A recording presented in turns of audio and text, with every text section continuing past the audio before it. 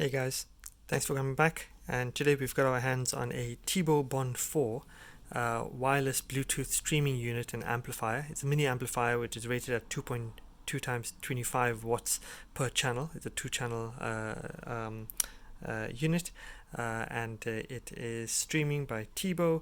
I think it's rated at 25 watts and 8 ohms. Some online specs give you into 4 ohms, but nevertheless, that's the unit there. And I thought I just want to have a quick dismantle to see what it's like. You can see other pictures and videos of this unit and its dimensions online, but those essentially are the specs and what it has. Very compact little unit, and I thought curiosity can get the better of me today. I'm going to open it up and have a look at what's in the unit itself.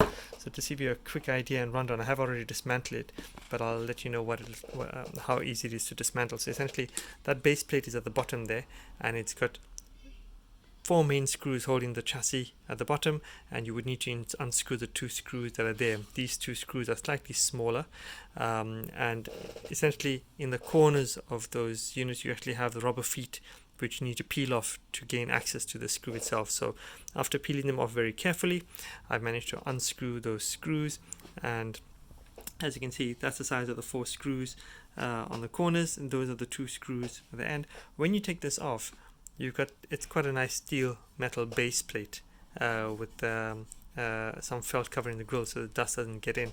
But I noticed that you've got some heat sink glue over there, and that essentially attaches to that bit to help dissipate the heat. So it doesn't have a corrugated heat sink, it just uses the metal plate as the heat sink itself to distribute some of the temperature.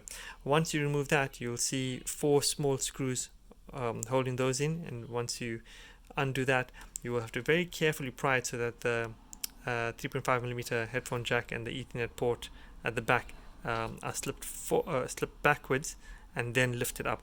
And once you've done that, I've disconnected the speaker terminal bundle there, so I can access it, and you can have a look and see what the inside PCB board is like.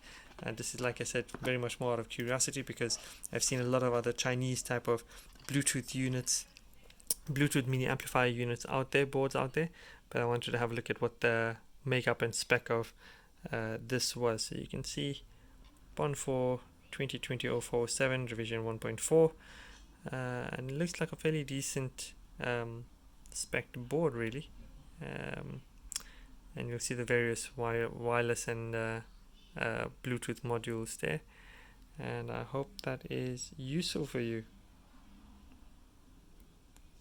As always, thanks for watching, and feel free to subscribe.